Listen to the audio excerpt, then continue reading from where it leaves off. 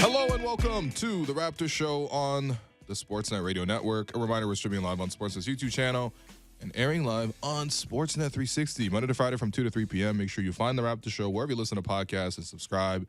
Please rate and review the show. I'm your host, Wayne Lou. I'm in an incredible mood because the Raptors just won a game by 30, and I'm joined by producer and co-host Alex Wong, who is in the exact same mood. Alex, how you doing, man?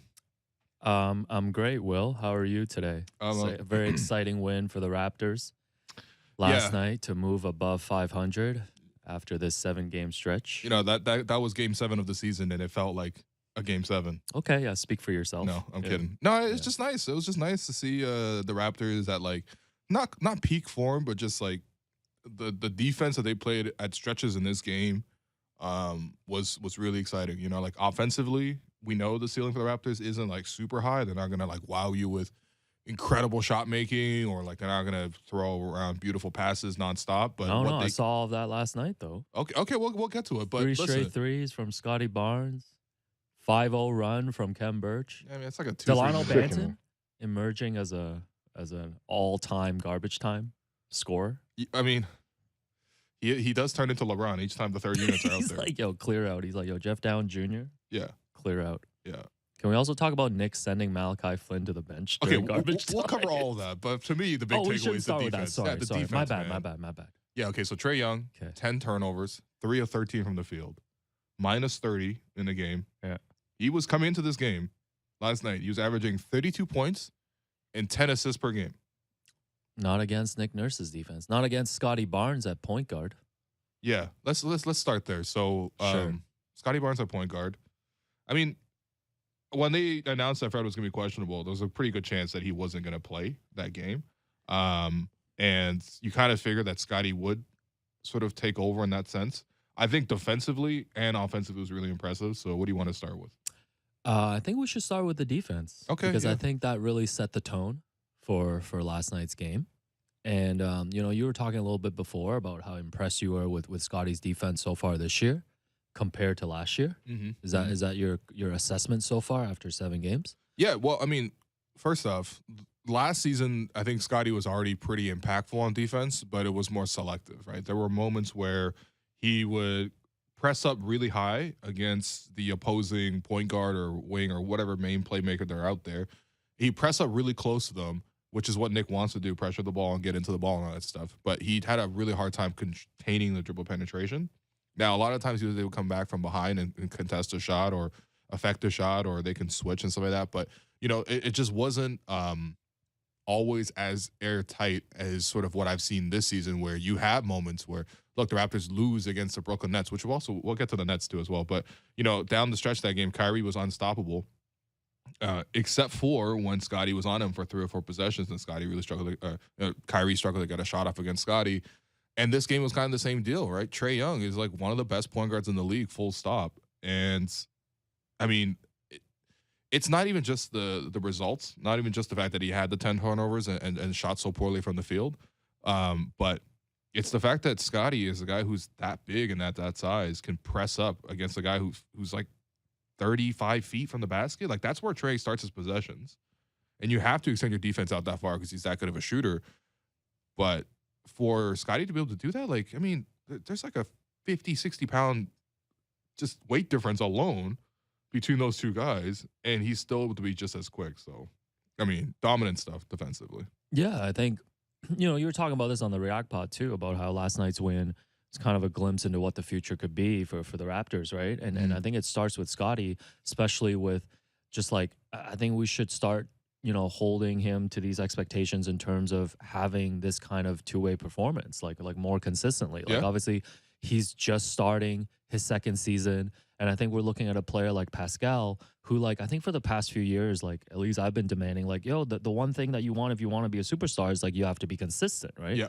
And we're seeing that now from Pascal, right? Mm-hmm. Like, you're getting, like, 25, 7, and 7 from him. Like, at least, like, every night. I didn't even think he was, like, dominating the game that much. And then you look down the box score, he's got the free throw line 16 times. Yeah, and that's a true and mark. He's got 30 points again. 31, 12, and 6, 13 of 16 from the free throw line. Many MVP chants.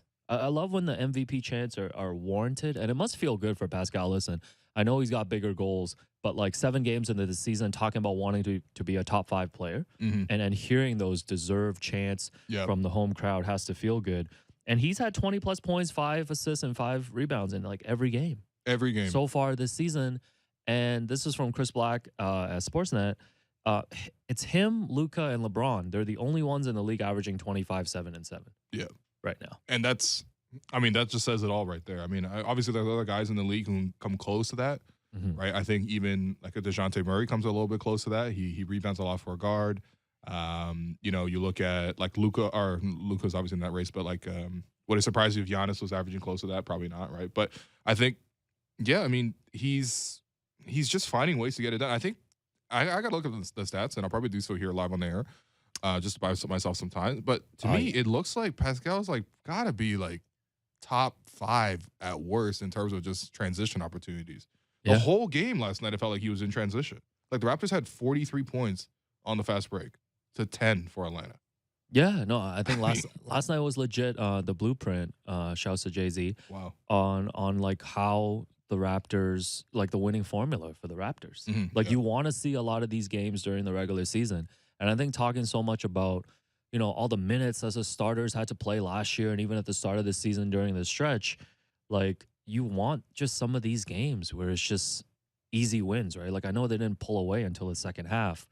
But, you know, I would just like to see the Raptors, especially when they're taking on, like, I'm not saying like Atlanta's not like, you know, real competition or anything like that, but like against certain teams, especially when you're at home, like Atlanta was like, you know, in the middle of a very long road trip, like just take care of business in these games, right? Like you don't need these games to come down to the wire all the time. But yeah, I was talking about Pascal's consistency just to make a point about Scotty. It's just like, you know, I think it's probably too early to expect him to you know, find that groove kind of every night, because I think he's still trying to figure out his role and like he's gonna have different assignments every night. But like you talked about the defense, and then on the offensive end, the career high 5 threes, the 21 points, 7 rebounds, and 8 assists. I mean, like you talk about the future of the Raptors, like this is what you want to see from Scotty moving forward. The threes. Yeah, man. I mean, coming to last year, if I told you he wasn't even going to hit 5 threes in a whole season, you probably would have believed me. Yeah, I know. Well, I mean, that was the scouting report on him, right? People were calling him a 0-level scorer. Like genuinely, like draft experts who are like doing this for like a full-time job were saying. So I no more draft previews. They're basically describing him. Yeah, no. They said, yeah. What did they say? Well, they were basically describing him like a Stanley Johnson with a smile. Like that's what they were describing Scotty as, man. No more draft previews until each rookie has played 1 game in the NBA. I mean, 1 game would have been enough. Even one summer league game, I was like, okay, this kid could really go. But yeah, the 3-point shooting, it just looks really smooth, mature. Gotta say, when we watch warm-ups, it's not the same. But it could be one of those Pascal situations. Yeah, it's just you, man. Okay, fine. It's just me. But when I'm diligently watching warm-ups, yes, you know, it reminded me a few years ago where we used to watch Pascal warm up. He used to like miss so many shots before the game. I guess he was just kind of like, you know, going through the motions or whatever. Yeah. But then when the game started, he would like shoot pretty efficiently. Okay. And it kind of reminds me of that of Scotty. Like, you know, like when the lights turn on, he gets really focused. He was really engaged. And, you know, the 3-point shooting is definitely very, you know, encouraging. He had the 3 threes right away. He had the 2-for-1 where you hear Nick Nurse screaming on the broadcast, go, go, go, go, go. Because we've had opportunities this year where Scotty has been the point guard and the Raptors are trying to execute a 2-for-1 scenario, try to get 2 shots with like 35 seconds left on the shot clock. You get a quick shot and then you get a second shot after the opponent takes a shot. And so you can hear Nick screaming, go, go, go. And Scotty just comes down the floor and just pulls up for 3 and swishes it. And it's like that kind of stuff is really exciting. But even to me, it's just the playmaking, decision-making. There's a play where he found OG in the corner where Trae Young came over for the blind double team, and there was already like 2 defenders within his vicinity already. So at one point, it was triple team, Scotty was. And Scotty put it behind his back and was able to read that sort of scenario so quickly to fire it out to OG for the corner 3. I mean, yeah, I mean, damn, if that's the future, like, yeah. Protect them at all costs. Yeah, no. Obviously, there's going to be some ups and downs. So, you know, probably a bad React pod this week followed by a good one. Can we just please find a middle? You know? I actually asked Will this before the show. I'm like, you know, can we, like, after they lose, just have a positive React pod anyways? Yeah.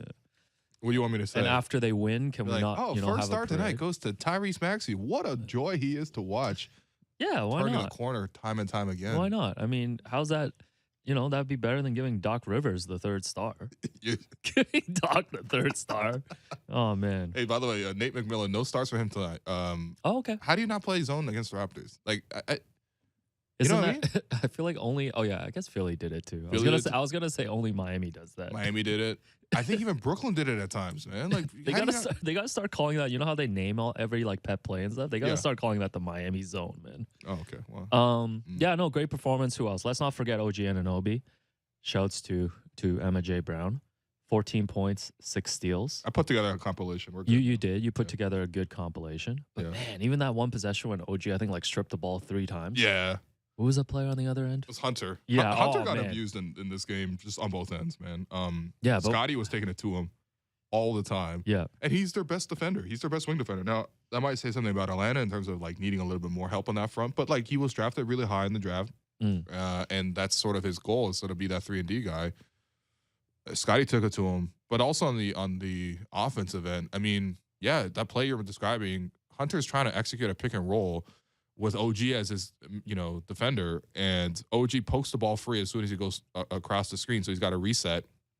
Then he's trying to just like fight per position along the sideline. OG sort of like, traps him there, right? Pins him between, obviously the defender and also the sideline, almost like a blind double team there, and then pokes the ball free. He collects the ball. He gets to lose the ball again. Then OG takes him the length of the floor for the layup. Like, yeah, I think it's, when you watch the game last night, the thing to me is just there were so many moments where they were just like utterly dominant defensive. Like the Hawks couldn't even dribble. Like they just kept losing the ball all the time.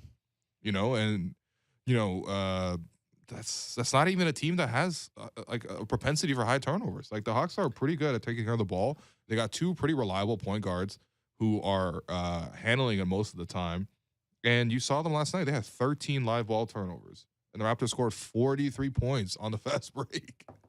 Yeah, no, OG was incredible. I think I guess we just have to factor in him dribbling the ball off his foot once a game at this point. You know what? Once a game is acceptable. Yeah. I mean, we just gotta live with it. It's one of those things where it's like, you get into like let's say a long-term friendship with somebody, or like a long-term relationship with somebody, someone you basically know and been around a long time. You accept the faults. They do a lot of things for you, and then once in a while they do things that are annoying. You just gotta like kind of live with it. You gotta balance it out. 70-30 kind of thing. Yeah. Yeah. And if it doesn't work out, get a divorce. Anyways. You're not the person to talk to about Fred VanVleet was out last night.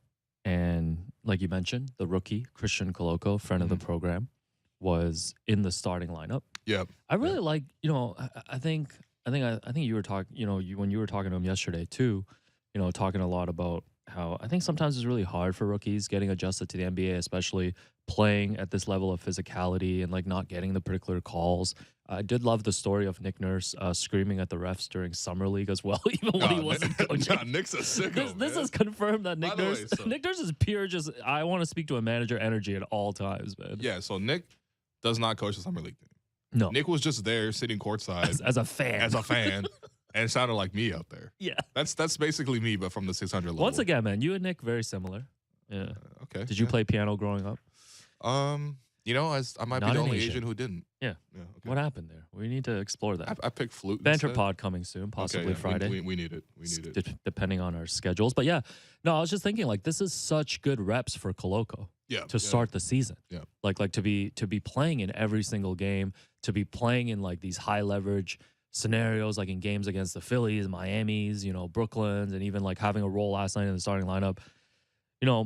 I really think like even as soon as this season, at this end of this season, like that might pay off for the Raptors. Like they're literally molding him into a rotation player, like right now. Yeah, well, I mean, that's kind of why I made a point to both ask Christian and also 905 head coach Eric Curry about just like, are you guys gonna have him down there? Because to me, it's gonna be hard to send him down right now. I need him on the Raptors. Now, what they can do in scenarios where it's like the 905 play on like a Monday. Yeah, you're talking about those like same day doubleheader types. And the Raptors are having an off day that day, right? So he goes to the 905 to play. Essentially, instead of driving east to come to the game, he drives west to go to the game. Yeah, it's like it's like you coming in to do a show at 2 to 3 and then doing a React pod in the evening. Yeah, exactly. Yeah, sometimes it depends on which way I go after heading to the subway. But I mean, like his scooter's in the shop right now. Literally, all right. I'm getting getting it patched up. But any case, How are you getting your scooter patched up 2 weeks in,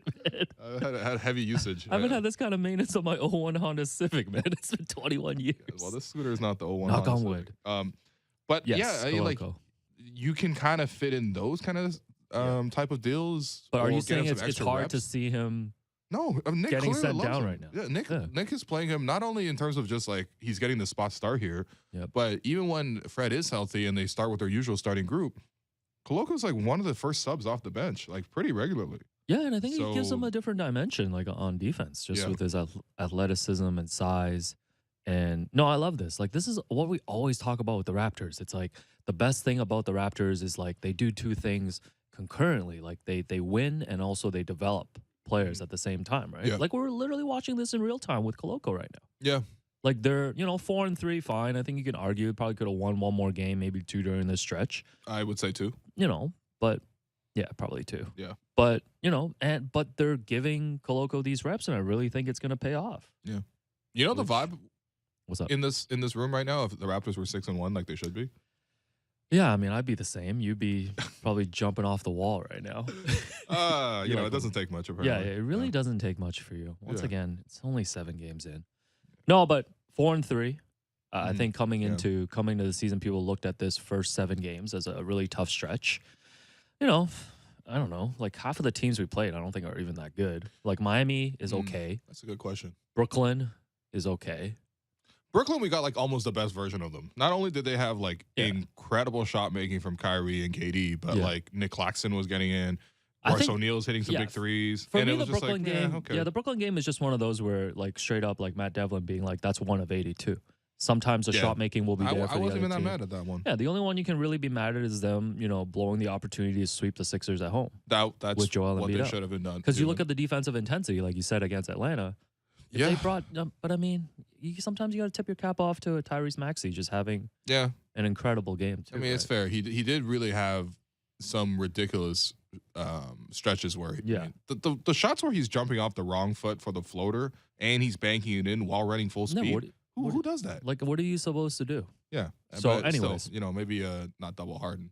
Anyways, I guess I mean, it's not like you I can't guess do my- anything. There are things you could do. I guess my question is, are you satisfied, as a harsh critic of the Raptors with this 4-3 start?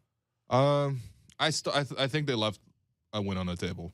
Okay. But I mean, I Tough think Asian the dad. overall, like they're playing well. I think the formula of the way they're playing, I think the first 3 or 4 games, I didn't really recognize the team as much. But I Mm. think the last few games here, especially since Chris Boucher's come back and really steadied the bench. Yeah. By the way, another nice stint for Chris. I just like enjoy watching him come in and just knocking a 3 in like 5 seconds after checking in. Oh, saying know? nice things now. Huh? Yeah, we're friends now. Yeah. You You guys are actually it- really close friends. No, now. legit. Just kidding. We talk Chris. to each I other. don't want to exaggerate. We talk to each other pregame, Yeah. at practice, et cetera, et cetera. But, well, yeah, I mean, it's just the Raptors have like come back to their identity, right? Precious, still up and down. I wish the down wasn't so down, but like ultimately, like he's playing well.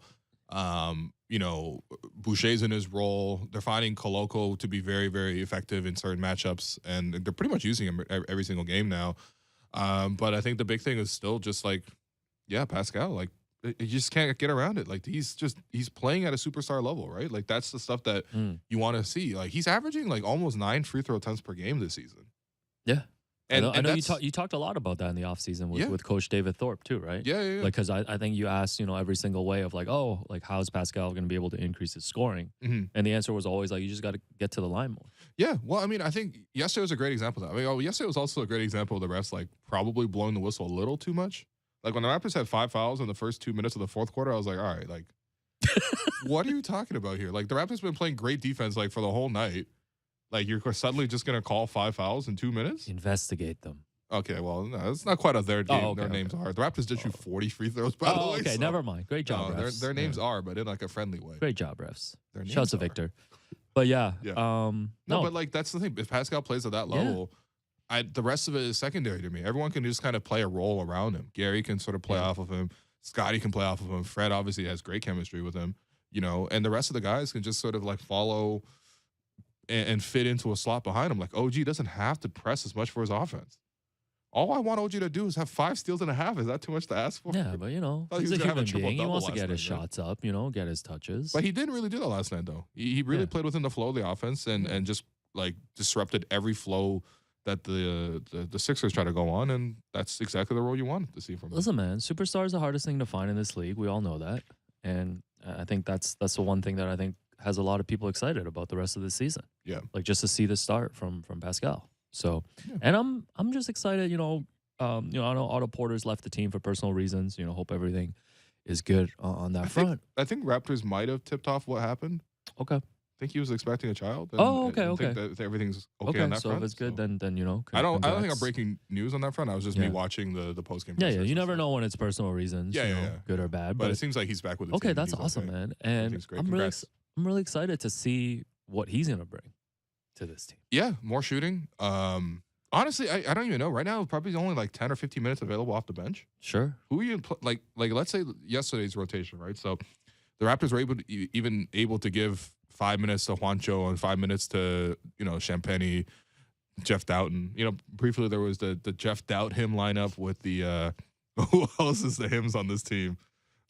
Just him, Champagne lineup. Nah, man. You see Kim Siakam was out there too. They literally had the 4 hymns lineup out there. You see Shea Gilgeous-Alexander posted. Well, you're not on IG, so you didn't see I this. didn't see this at He all. posted like, just him getting a fit off on IG, and he's like, for Halloween, I dressed up as him. Nah, man. We got to end this him thing, man. It's too many hymns. Okay, fair enough. Okay? Pascal's the only you him. know what we actually need? We have the in-season tournament coming up eventually with the NBA where Just they're going the to play battle like of the hymns. yeah, we need everyone who says they're him to just play in a one-on-one tournament to determine who's him.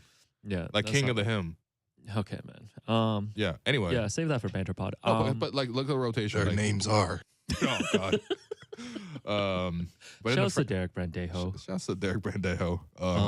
But no, seriously though, like whose minutes are you cutting down? Pascal played 35 last night. OG played 32. Scotty played 33. Maybe you don't see Kem. Gary, 35. Maybe you see less of Koloko.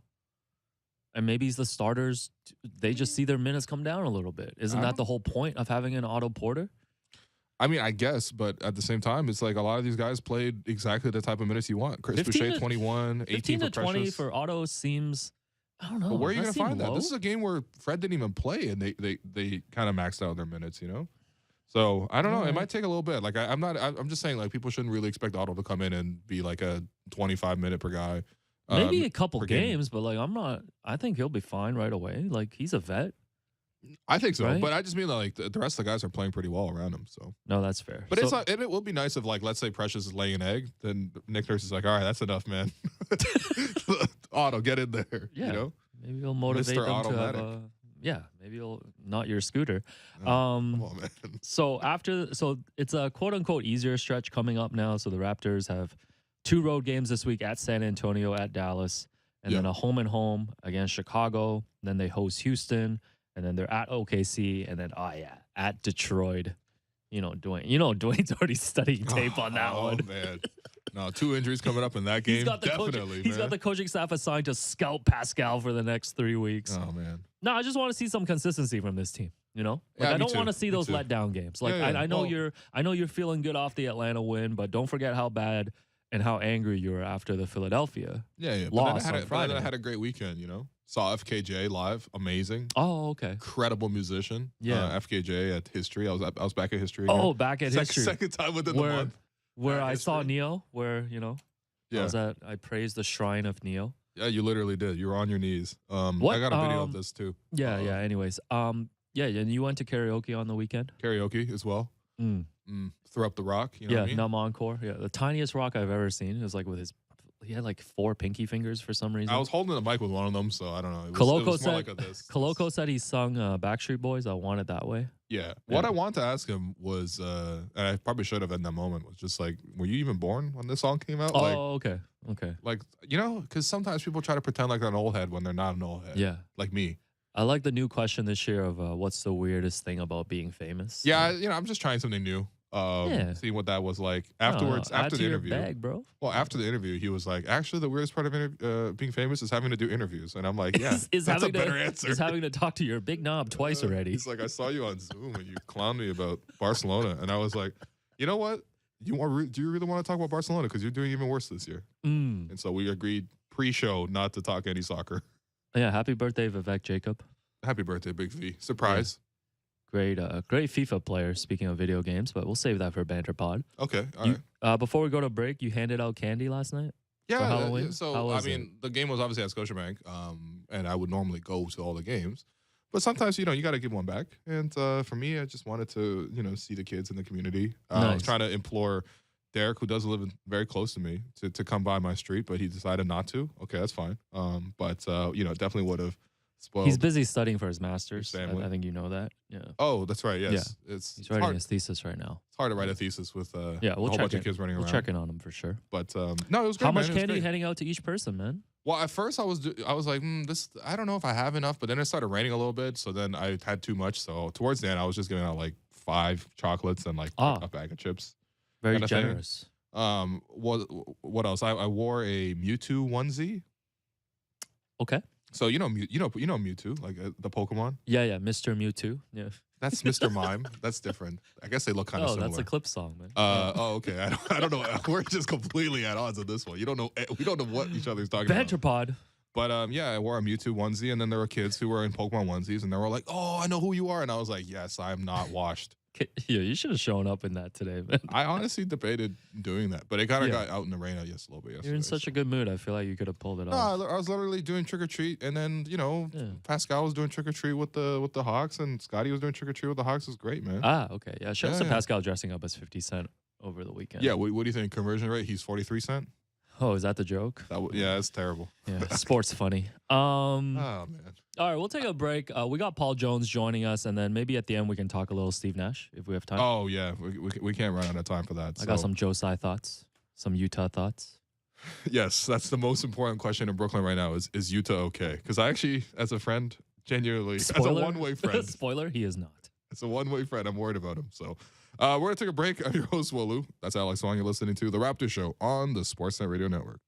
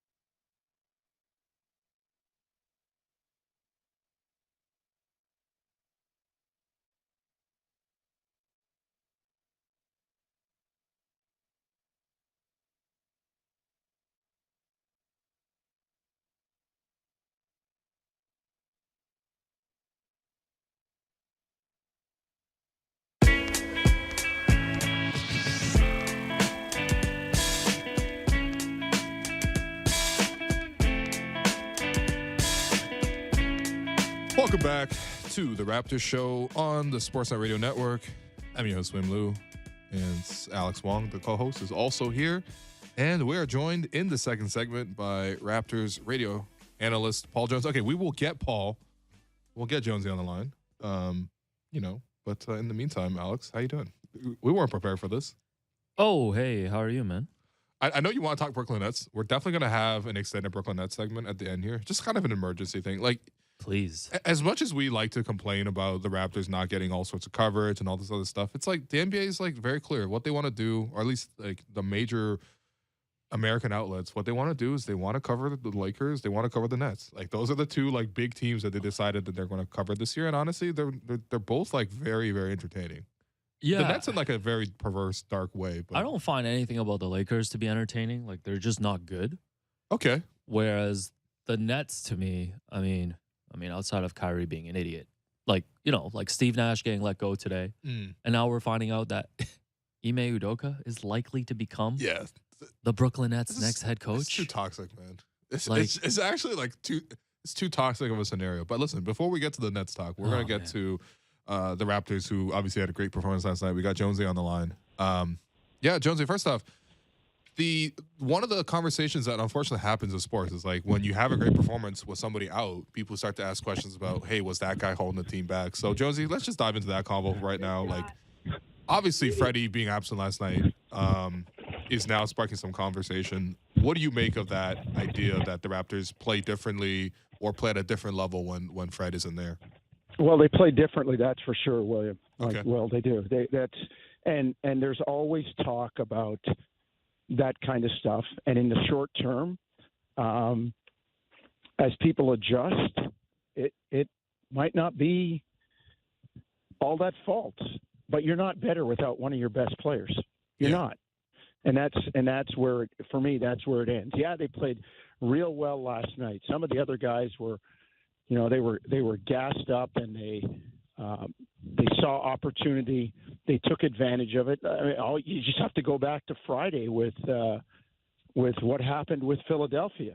Joel Embiid's out, and some guy jumped on me on Twitter and said, "Oh, Jonesy, that was a real cold take." Like you would think that the Raptors thought it was going to be light work without Embiid. Maybe they did. Maybe they did think it was going to be light work without Joel Embiid, but it never turns out that way because other people see opportunity in that. The same way Scotty and Pascal and everybody else saw, okay, Fred's out, we got to pick it up a little bit. So you're never better without one of your better players. It's funny because when he was coaching the Clippers, that used to happen a lot with all the injuries with the Clippers, and Doc Rivers would say, he'd walk into a news conference and say, okay, let's start the chat, or we're better without Blake, or we're better without Chris Paul. Like you're never better without one of your best players. You're good temporarily, but in the long term, it doesn't pan out. Yeah, no, this is exactly sort of what I was going to say too. It's just like, it is hard to adjust to a team last minute. And to be honest, like there is a good conversation to have about sort of just like the benefits of playing a little bit bigger, right? Because you're literally taking your smallest player off the floor and you're starting in his place Christian Koloko, who had a pretty good game last night. But yeah, Jonesy, let's just talk about how, like, what different ways do the Raptors play? Like stylistically, what happens? Where does the offense shift to without Fred on there? And also defensively, what can they do a little bit differently with more size on the floor? Well, I don't know if you guys were in the news conference before the game with Nate McMillan. It was funny. They asked him about the Raptors defense, and he said, yeah, they roll out stuff that not many people do. Triangle and two, box and one, 1-2-2 full court press, 2-3 zone, 3-2 zone. He said, and then you take all the numbers off the front, and every guy looks the same. 6'8", long wing, 6'9", long wingspan. It's hard to figure them out. So,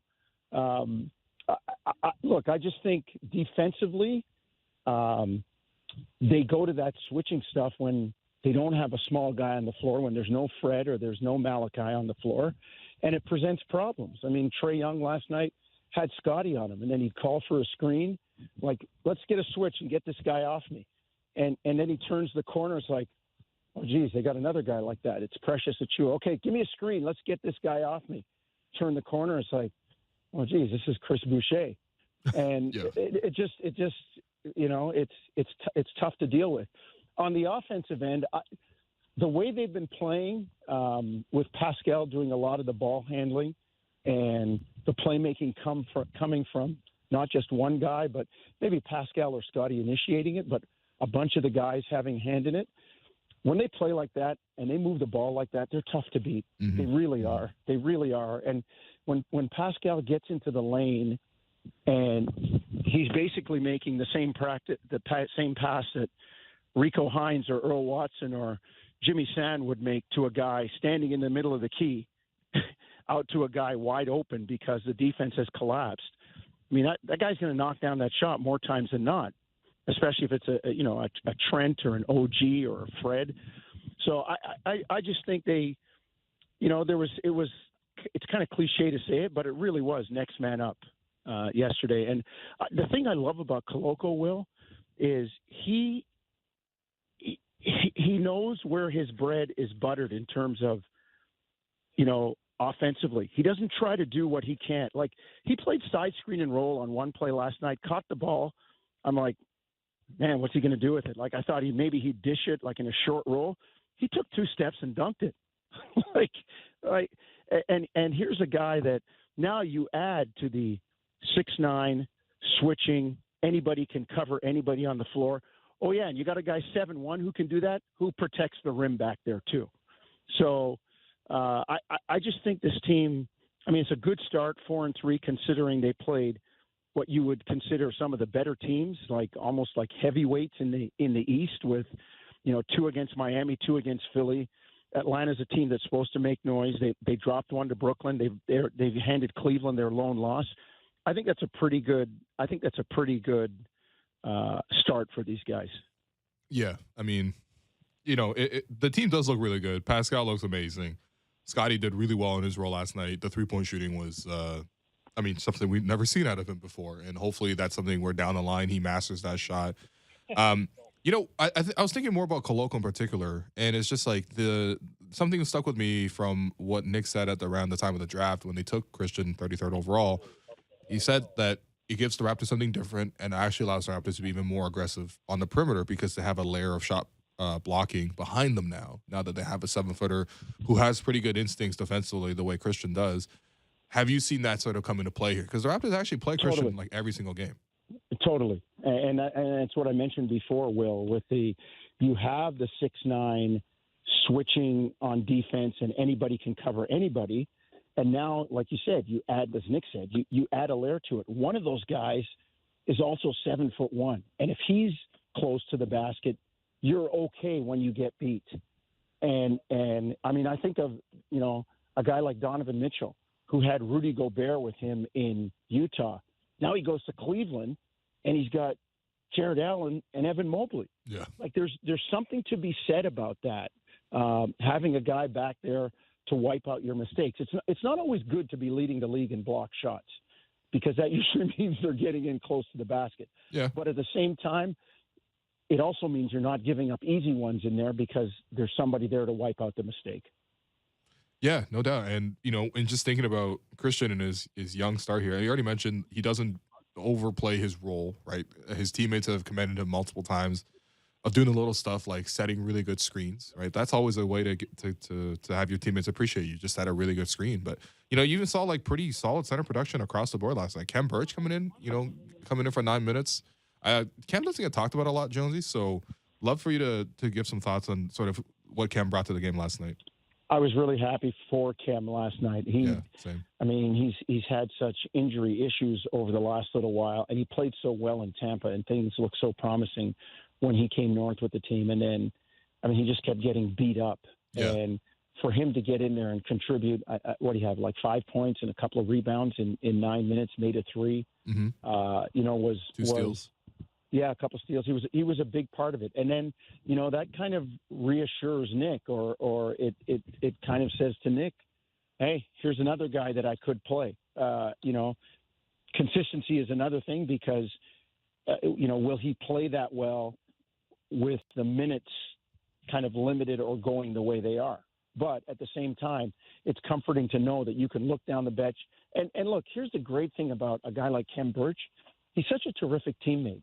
He's a guy that's going to stand there if he's not playing and wave his towel and look for things, point things out. He's a good teammate. As a matter of fact, I don't know anybody on the Raptors bench that I would consider, oh, watch that guy. He wants to win on his terms. Mm-hmm. They don't have guys like that. I mean, to me, one of the greatest examples of that has been Malachi Flynn. Just, hey man, I'm just waiting for my turn, and when I get in there, I make sure I'm ready. And you guys, you and Alex are there in the pregame. You watch guys work out, and they're staying ready so they don't have to get ready. So, and I think Kem Birch fits that mold the same way. Real professional, good teammate. Whatever you need, coach. If you need me to sit here for 4 games, I'll sit. If you need me to get in there for 5 minutes or 8 minutes and set screens and rebound and play defense, I'm good with that. Mm. And I just think the Raptors are built in a way that they're okay sacrificing for one another because they understand what the ultimate goal is in the end. Yeah, that's true. It was very, very encouraging win last night. Hey, Jonesy, before we let you go, I'll get your thoughts on, so the Nets have made some moves. Yeah. Steve Nash has been let go. Almost mercifully, I would say, for a guy who's accomplished so much in his career, a legend in the game, 2-time MVP, obviously a Canadian legend as well. It just felt like Steve was really going through it in that job. I don't think that anybody would have particularly wanted that specific responsibility of sort of managing that team in Brooklyn, as talented as they were, and they're going to let him go. They're going to have Ime Udoka eventually replace him, which is also another topic of conversation. But yeah, Jones, just give me your thoughts real quickly on sort of what the Nets are doing here, because it's Will, you pointed out it's a real tough spot, and people forget sometimes that whatever level you're at, I've done it all the way up from biddy ball to provincial teams and all but the NBA. And I kind of think I was born at the wrong time because in 1985, when I ran out of the University of Western Ontario with a master's degree in sports psychology and said I wanted to coach, people looked at me like I was from another planet. But the psychology of coaching is about managing people. It is managing egos. And I had a great chat with Alvin Williams last night. We were talking about that, how somehow or other, Nick Nurse always gets his guys to believe, right? Yep. Like you're convincing NBA players to play box and one in the NBA finals. And people are like, you don't do that. Mm-hmm. Like what, like you don't line your pockets with foil and put your roll in a pocket at a classy dinner. And I go, well, why not? There's no space on my plate. It's going to keep my jacket clean and I can get, like, what's wrong with it? And now everybody else is doing it. Guys are laughing at me at a team dinner. Now they're doing it. And it's about managing people. And Steve was a great teammate. He's a terrific human being. And that must have been really hard for him to try to manage some of those guys that don't always see it the way he does. And you're the leader. And I just thought at times that would have been the ultimate thankless job, coaching that team, and who do you bring in now? If it is an Ime Udoka or a Quinn Snyder, they're going to have to hold the reins a little bit tighter because this thing can go in a lot of directions in Brooklyn. And they if they'd have been off to a 5-2 or 6-2 start with all of the other stuff that's still swirling around the team, it would have been fine. It would have been fine. We always say that, Will. Mm-hmm. Winning is the great deodorant. It covers up everything else that stinks. Yeah. Problem was they weren't winning, and it must have been really hard for Steve to try to manage that group. So I hope he gets another job somewhere. Even as an assistant, because he's a great basketball mind and really understands the game and is a great person. Yeah. All right, Jonesy, we're gonna let you go. Appreciate you taking time. Always, guys. Always. You know the number. Call me anytime. All right, we will. Yeah. I'm honestly, Steve, it's just the whole situation with Brooklyn made me really sad. Because for me, like I love Steve Nash. Like as coming up when I was watching basketball really intently, when I started to watch basketball really intently, like obviously the Suns were incredible at that time with Steve winning MVPs and then winning 60 games and changing the style of the game and his flashy passing. Like, Steve was like the first like NBA player where I was watching like consistently, just watching his team just to see him specifically, right? He was him, Steve was him. And to like and for a player that great who worked that hard in his career to get to the points that he was at, to have to go through this, I just feel bad for him. Yeah, I mean, and so in this case, him getting let go, I actually feel good for him. No, like, I'm actually, as a fan of Steve Nash, I'm like, yes. No, when I saw the news, him. no, I was thrilled for Steve Nash. Yes, like you can't go inside anybody's head and like I think we're making a lot of assumptions, but I think in this case our assumptions are probably right. Like he was pretty miserable at that job, man. Yeah. Like think about like he came in. This is like supposed to be a dream job. Like Kevin Durant specifically, like had a relationship with him going back to when Nash was like a development coach in Golden State, and this was like the handpicked choice that Katie and Kyrie wanted. That's why they pushed out Kenny Atkinson. They acquired James Harden. It looks like they just have this big three, and the whole thing was like, oh, like what does Steve Nash even need to do? Yeah, right. Like they have so much talent, and then it all falls apart. Harden's out. Kyrie's missed time for all kinds of different reasons. Katie wanted him fired this summer. And it made it very, very publicly known. Like, no, think about it. If you could have done that privately. If you spent the summer trying to get me and Derek Brandejo fired, how are we supposed to come back and work? That's, I mean, what I mean? True. Yeah, you're right. Like, I'd probably do it for the check still, but like, like 7 games in, like, are we shocked? Like, I just think at some point, like Josiah and Sean Marks, like, and I guess it's Josiah because he's the owner, like the writing's on the wall. Like, what else are you going to squeeze out of this KD-Kyrie partnership? Well, I mean, I don't even understand. Why did they bring Steve? Why didn't they just let Steve go in the offseason? Yeah. Why did you make them go through training camp? Well, they wanted to take a stance, right? Like, I think part of it, was the organization wanted to take a stance saying that, hey, like KD and Kyrie, you guys go on podiums and are like, oh, we don't even need a coach. And then, KD's like, I want to get traded. And I think that comes from Josiah and ownership being like, hey, like, we're not going to, listen to any of your requests. But they did. No, but now they are. Because I think now they're realizing that this just can't work. You can't have a star player wanting your head coach out, publicly demanding that. And, they're 2-5, and like, how good is their roster? Like, how good really is their roster?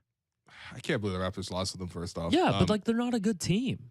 Yeah. I mean, it's just no way to treat people, man. I mean, like, even if fine, you know what? If your star player says, I don't like the coach anymore, I want him fired. I mean, first off, there's no way to treat people. You could do that behind the scenes. You do that, you put it out publicly like that in a way that's like, there's real animosity. I get it. Press pro sports, whatever, right? Fine. But at that point, just let him go. Just let him go in the offseason. Why don't you give the head coach that you want to get an opportunity to like coach the team for training camp? Or do you think they always knew about what was going on behind the scenes with Ime and was just waiting for that situation with and Boston to bring in Ime Udoka into this situation? Like, what are you doing? What are you doing next? Getting Josh Primo? Just hire like Mark Mattson or something. I'm trying to think of like just the most like chill situation. Like that was Steve. That was supposed to be Steve. Or they've got Jacques Vaughn, who coached the team before. Like they have him filling in tonight. Like just have him take over as coach. Like and this is like a 1-year proposition for them because Kyrie is going to be a free agent at the end of this season, and I don't imagine they're going to continue this relationship with him. And KD signed long term, but at some point, if you're moving forward with a roster that's not good enough to compete, then I think you have to revisit those trade talks. Like, isn't this now the time for them to actually just like tear it down and just move on? Yes, absolutely. But now that you acquiesce to their coaching demands, all this stuff happens. But all this just to try to salvage this season. What is the point? That's all you have is this season. If you're a Brooklyn Nets fan, what's the point? What are you doing with your life? Like, there's other things you could do in Brooklyn, man. It's a great borough. Like, go honestly become a theater nerd or something. No, we need to get another exclusive with Utah Watanabe. Yo, that's the big question for me is Utah okay? Because I think Utah's fine. I don't have his number. No. Utah, you need my number, man. I think Utah's just blocking out the noise. Is he? Just, contesting dunks, at the basket against Nick Claxton in practice, like diving for loose balls. He's just focused on becoming a better player. I do wonder. We should probably talk to Takeshi at some point again. Okay, I yeah, know shouts to obviously Takeshi. he's definitely been following the team very closely. I just want to Yeah. know, like, not in terms of how Utah's doing in Brooklyn, just what are those post game press conferences like? I need to know, man. I don't know if Takashi's getting a question in based on the topics that have been coming up Everyone's asking Kyrie post about game in Brooklyn. very questionable beliefs, and then Takashi's like, "Hey, what do you think of Utah scoring 5 points and 2 rebounds off the bench?" Listen, know? listen, Joseph Tsai. I think, let's create a reality show. Let Will coach and let me be GM. I'm not coaching this team. I will man. bring Are in you every kidding me? shooter. I will bring in No, every I shooter from genuinely- around the league. Genuinely, I'd rather do this show. We're gonna play than space coach and that team. space offense, just pure spacing, no pace. Utah's in the starting lineup. They just need to turn it over, man. Like what? Like I No, don't know they- what they're doing. I mean, Like, they don't have picks. and now you're gonna have They don't have and now- young players and who now are you're like gonna bring promising. in you're gonna bring in Ime Udoka.